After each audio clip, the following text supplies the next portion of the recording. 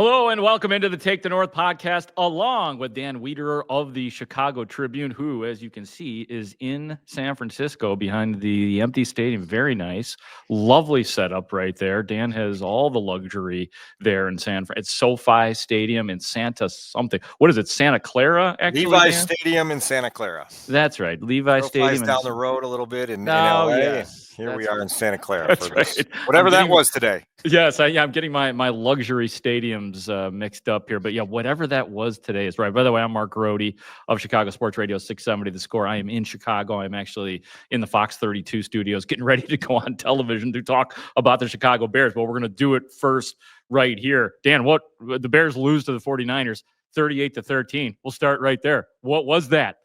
Thumped. Absolutely thumped. Throttled from the get-go. Gave up a touchdown on the very first drive. Their defense was on the field. Watched their offense go punt in the first half, including 4 3-and-outs in that sequence. They were down 24 by halftime. They were outgained. I think it was 319-4 at the end of the second quarter. Ball game over, right? And man, like if this team was supposed to get an energy spike in the first game after Matt Eberflus was fired and Thomas Brown's presence was supposed to mean something today, it sure didn't show up today, Grote, because that team was defeated and despondent. And again, like as I expressed last week, the regular season's finish line is a long freaking way off right now.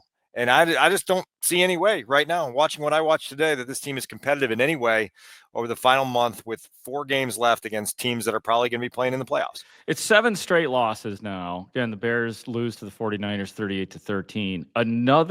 Another first half disaster, another first half absolute embarrassment, which the same thing occurred in Detroit. And I heard Thomas Brown say something that Matt Eberflus said a lot, and I guess all coaches say it because it's about them when they say this, and that is, we had a great week of preparation. We had a great week of practice. There's no way you can say that, or you shouldn't say that when you're not prepared to start the game. The Bears, again, looked like a joke early and for the entire first half, like we talked about it. The 319-4, I think, Dan, right? Or was it 320? I don't know if they rounded it off. It was 320 until Brock Purdy took a knee to end the first half to kill the clock. So then it went down to 319. So it was both. Okay. Yeah, 319-4. The 49ers with 8 20 yards or more plays, explosive plays. San Francisco had the ball for 20 minutes. George Kittle, nobody was covering George Kittle. I mean, I don't know, like, where you at, Eric Washington? Like, there needs to be an adjustment made there at some point in time. And, Isaac Guerendo, Jawan Jennings, who's been very good for the 49ers too, by the way, but he had 2 touchdowns. And don't tell me that you are prepared for these games and it was a good week of practice when you come out looking like that. And guess what? There was no magical second half this time like there was in Detroit. No. And, like you say, Isaac Guerendo is playing today as the starting tailback for the 49ers because Christian McCaffrey is on injured reserve and Jordan Mason's dealing with a high ankle sprain. And the third string running back of the 49ers had 128 yards from scrimmage. I think it was 128 or 126, scored 2 touchdowns, and would have done more damage if he didn't hurt his foot in the fourth quarter. He hurts his foot in the fourth quarter, and then their 4th-string running back comes in, Patrick Taylor Jr., and he scores a touchdown, the last touchdown of the game. You mentioned Kittle. Kittle goes over 100 receiving yards with like 12 minutes to go in the first half. Nobody decided to come up with a game plan to slow down George Kittle. The Bears didn't have the defense to stop him. It was all ugly, right? And it was equal opportunity ugliness. And this team is it's just a mess right now. And so, Grote, there's like a handful of things here. I'll bring you inside the locker room, please, for an exchange that Mark Potash of the Sun-Times had with TJ Edwards, where TJ Edwards was kind of doing the usual, post-game epilogue of, we just got to clean up our execution. If we execute better, we're going to be there. And Potsy's follow-up was, 13 games into a season, if we're still talking about the execution every week being poor, isn't there a possibility that you're not as good as you think you are? Right? Like, and that's the reality check that this Bears team faces right now. And so that's something they have to take a long, hard look in the mirror and figure out. And then along with this goes back to the conversation we had leaving Ford Field in Detroit. Is Ryan Poles' job safe? We heard Kevin Warren say emphatically earlier this week that he was going to be the general manager and the point man for the upcoming head coaching search. And my contention all along was that you still had 5 more games to play. And if these 5 games go as poorly as the 6 that preceded them, you have to take a long, hard look as the leader of that organization on how widespread and sweeping the changes need to be. This was not a step in the right direction, Grote, and I'm not willing at this juncture to give the general manager a free pass in these last 5 games because they are down a head coach, defensive play caller, an offensive coordinator. Like that was your own making. If you dug the hole and then the hole just keeps getting deeper, I'm just not handing out forgiveness. I'm not saying that they've got to launch Ryan Poles, but I'm not saying they don't have to either. And that discussion needs to be on the table and the evaluation needs to be ongoing until the Bears prove that they're moving in the right direction. Well, yeah, I mean, let's talk about it a little bit. And I think you used a good word, the reality check, in terms of, for TJ Edwards was the example you were giving that maybe they're not that good. I think it's a reality check for all of us, for everybody, including myself, because I was thinking the same things about Ryan Poles, and I've been a supporter. I'm still a supporter of Ryan Poles. I like Ryan Poles, and I like a lot of the moves that he has made. But now, as you start to look back, and I picked the Bears to win 11 games. I think at the beginning of the season, I was on the Ryan Poles bandwagon, and look at what this guy has done. And yeah, he's had the Chase Claypool miss and all of that. And you can point to things that aren't as good, but he's had more hits than misses. But you're right. Like this team is not it. And we talk about changes that have been made to the coaching staff. And I think it's not out of the question that this whole roster needs a shakeup. And, I don't know how many cracks at it Ryan Poles gets, but there's a certain, this game, man. And I keep talking about how eventually we're going to have to rank these losses. There's been 7 of them, right? I mean, and they're just stunning losses where you get blown out like in Arizona, or you get embarrassed like at home against New England. We know about the stunning losses, what happened in Detroit, what happened against Green Bay, getting a kick blocked. But this one, man, this game was boring and exhausting, and the type of game that if you didn't have to watch it, you turn that crap off because they looked listless, and I am building up to give up. What's going on? Right. What the defense? What is happening? I mean, don't tell me that because Jervon Dexter left the game and Andrew Billings isn't there that you're going to look that bad. That defense looked like crap, and we'll get to the offense too. But I am just shocked with the way the defense has been looking over the last couple of weeks, and really this crescendo throughout the season of the defense coming to the middle of the pack and getting bad.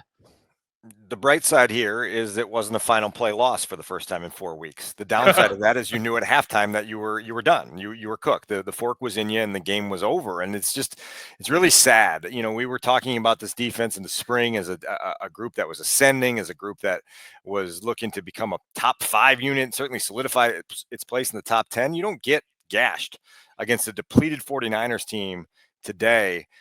By the way, a 49ers team that was on its own losing skid coming in here, the way the Bears got gashed, if you are one of those units that still has it all going for it, nobody's making plays, nobody's making a game-changing contribution, and now you're just getting embarrassed. And that was part of my line of questioning inside the locker room, Grote, today is again, one more time, the finish line of this season is not close. You have 4 more games, and if you continue to put forth performances like you had this afternoon, the level of humiliation and embarrassment is too grand. It's just too damn grand. And so somebody's got to find a way to dig down and find some pride and hold it all together and get this team going. By the way, the other thing I'm going to do, a week ago, we put a moratorium on talking about culture.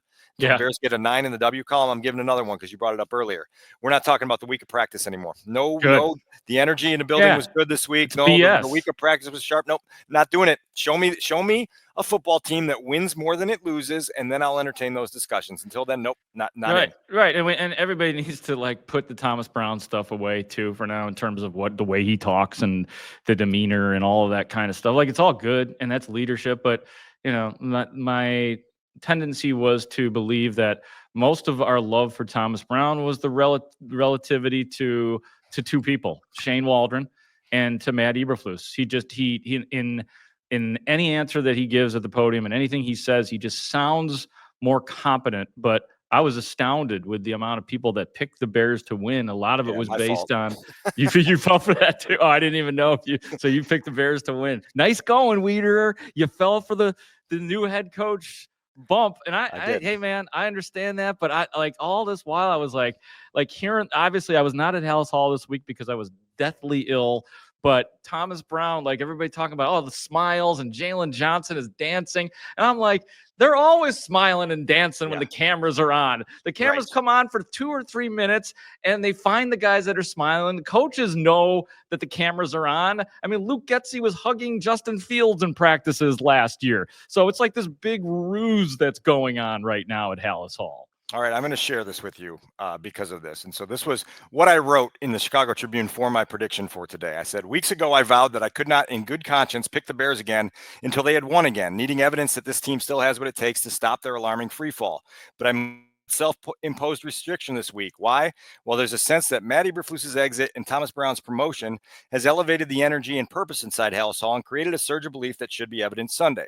The Bears still need to be tough and physical and sharp in game-defining moments, but here's one vote of confidence that they can get that done. Bears 24, 49ers 23. 4:03 p.m. Email in my inbox.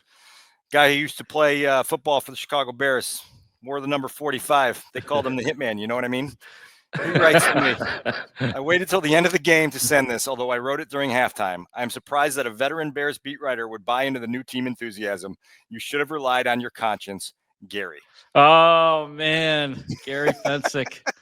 That's unbelievable, man. I'm sure he doesn't mind sharing the email on the podcast. No, that's very. I got to wear that. I got to wear that. That was an embarrassing leap of faith that I took, and splat I went. Well, you know what? You know what just happened here, man, too? I hate to say this, but just for one day, I am suspending your Illinois sports writers nomination because Dan Wiederer, I don't know if you know this, he has been nominated for the Illinois Sports Writer of the Year. I might just for a couple days take it away, and then we'll put it back because it's an important thing and it's pretty cool you were nominated.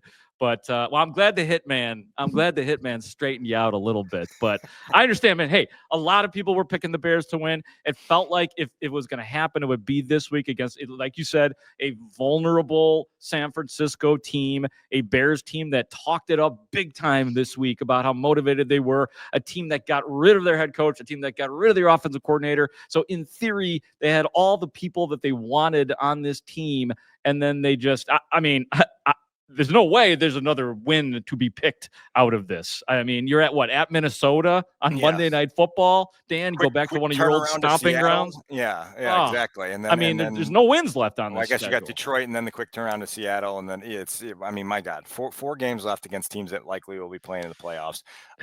Grote, it's like you were in the Ford Field locker room. There was a level of anger and aggravation in that locker room. Today, it felt like exhaustion. It just felt like an exhausted locker room. And that's why I keep hammering it home that they don't just have one more game remaining. A month in the NFL is an eternity. And if you can't muster up some sort of energy to meet these weeks that are ahead, the people that play on the other sideline across from you aren't going to take it easy on you. Right? Like this isn't Little League. There isn't going to be any mercy shown the Bears the rest of the way. And the 49ers were a great example of that today with Kyle Shanahan and company just keeping the foot on the gas. Right? Like Brock Purdy gets almost murdered by Darrell Taylor on that one play today, and he misses one play and comes back in, and they keep the foot on the gas, and they're throwing the football, and they're going in, and Patrick Taylor's scoring. And it's just like, other teams need to feel good too, and they're going to try to feel good at your expense. And so get used to this, and you better summon up a level of resistance and pride to slow it down a little bit. And the other thing I wrote, Grote, in my column at ChicagoTribune.com is, what if the Bears never get the 5th victory that Tyreek Stevenson was celebrating? Oh, man. Oh, God. I mean, everything is on the table now. Everything is on the table. I mean, even the way you started the show tonight, like talking about Ryan Poles, it's on the table that Ryan Poles is going to be out of a job at the end of the season. Because we're watching. Right. And let's go back to that for a second, because this isn't just about Ryan Poles' performance review. It's about attracting the best possible candidate to lead your football team going forward.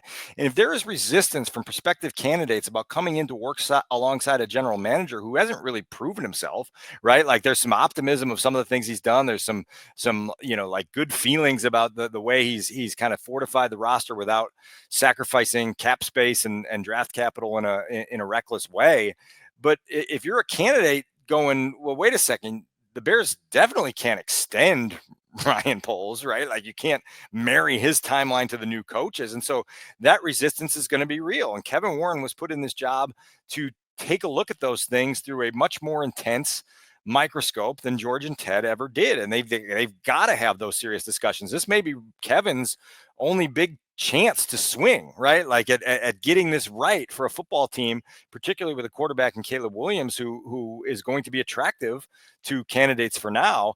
And so that factors in to where you want to go when the season ends. And so like if this keeps progressing the way it has progressed for 7 weeks for 4 more, like I don't know who's coming into Hallis Hall and not bringing a notebook full of questions that they need answered to a high level to even think about signing up to work there. Right, and their own idea on how to fix it, and they may not jive with the same plans that Ryan Poles has or anybody that exists in that front office. And when I say front office, that has to include George McCaskey, because of course, no matter how much he is sitting off to the side with the rest of the McCaskies, that plays a huge part in everything that is still going on with the Chicago Bears.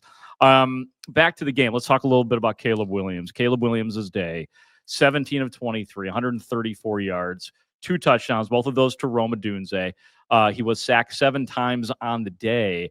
The only time you had momentum in this game, Dan, was in the third quarter after that touchdown pass to Odunze, the really sweet pass to Odunze to make it 24-6. The drop, of course, you can't get back-to-back good plays. Cole Kmet then just straight up drops the 2-point conversion. At least that's the way I saw it. So it's 24-6. Bears defense forces a 3 and out. Jalen Johnson with the pass deflection of Juwan Jennings pumping his fist. You're thinking, okay, Bears got the ball back.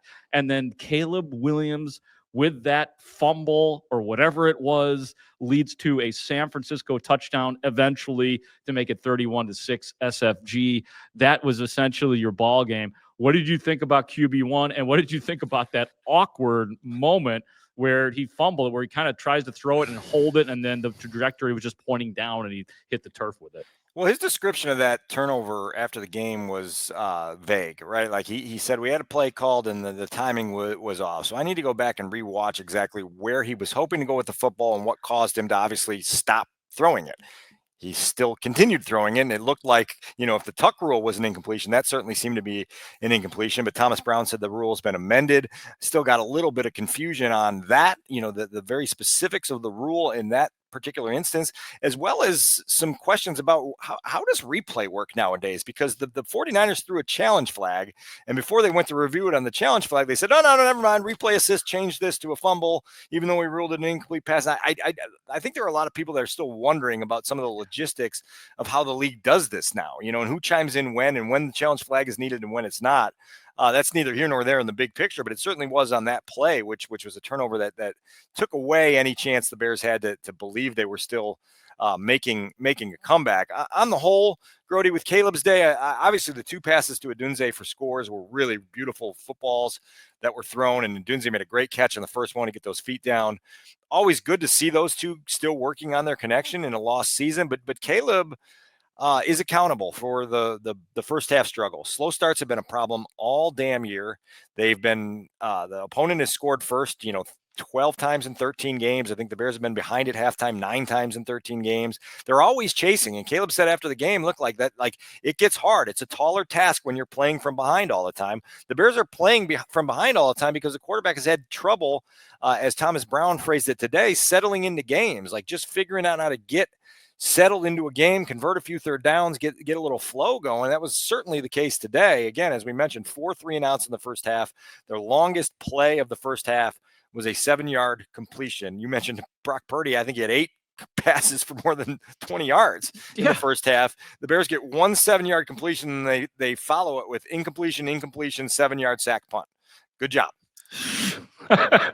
Yeah, unbelievable. Yeah, and the second drive probably should have been an interception, and then DJ Moore drops a ball, and then Caleb gets sacked. So yeah, it was like the drives are pathetic. Not only are they like fruitless, they're also pathetic early on as well. But yeah, I guess again, a day where there was the good and there was the bad from Caleb Williams. Let's hear from Caleb Williams.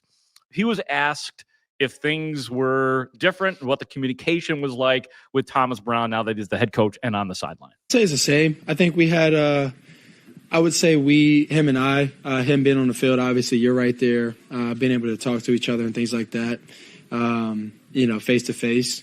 I'd say that was the biggest difference. And then from there, it's just, when you have these promotions, when you have these, these situations that we've had happen with coaches being fired and things like that and promotions, people earn or are promoted to new jobs. And there's new things that they have to deal with. And it, like I always talk about in all the, interviews that I do, is all the small things matter.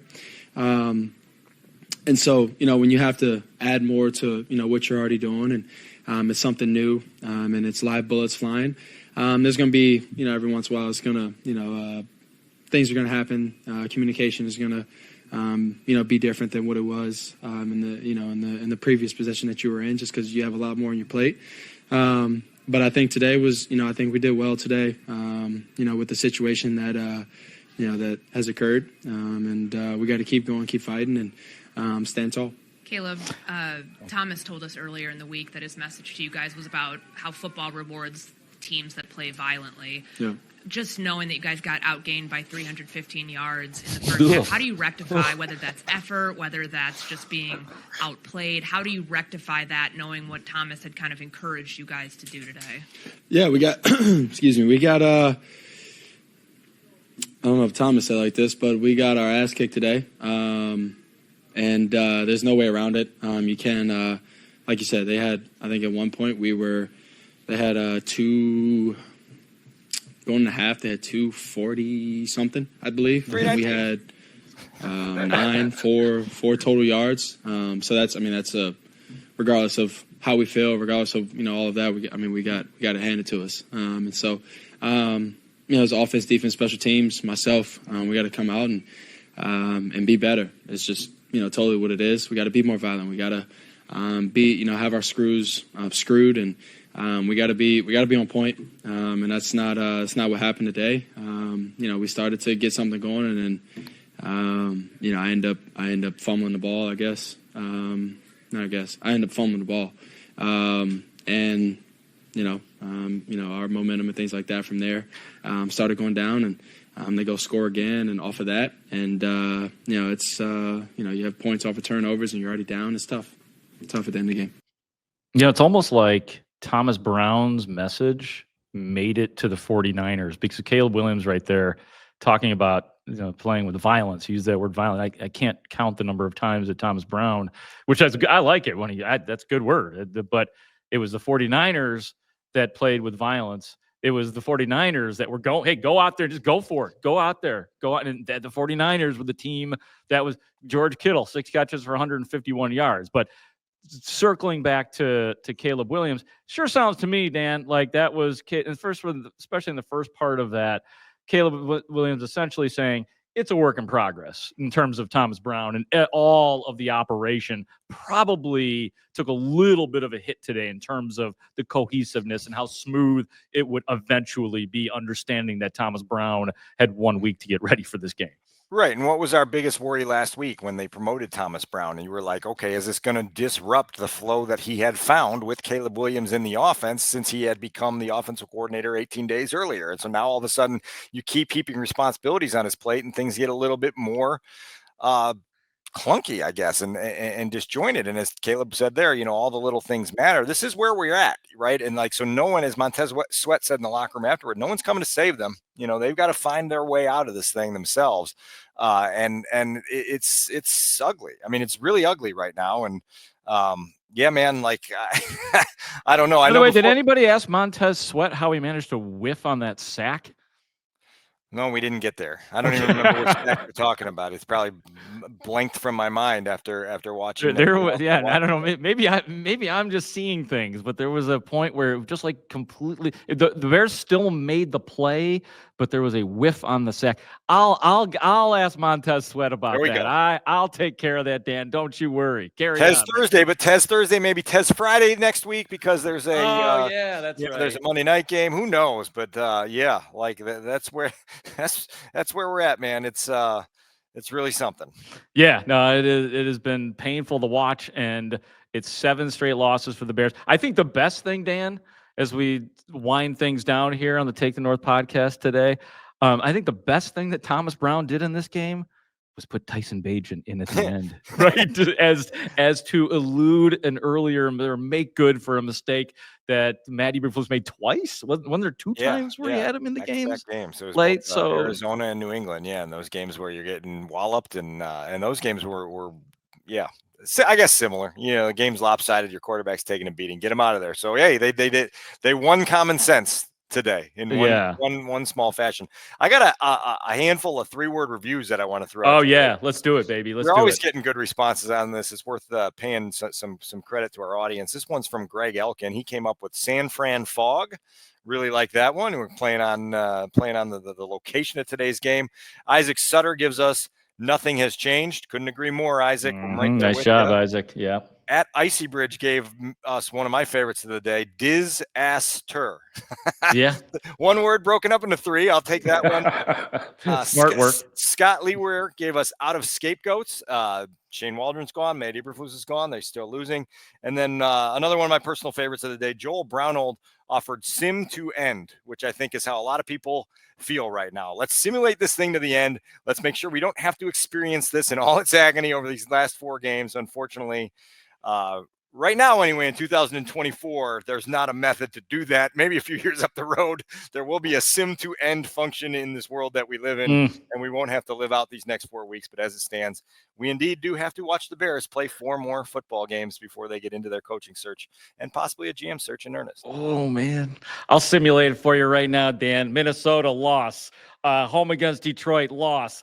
Home against Seattle loss, at Green Bay loss. But I'm wrong. You know they're going to win one of those games. No, I don't. No, I don't.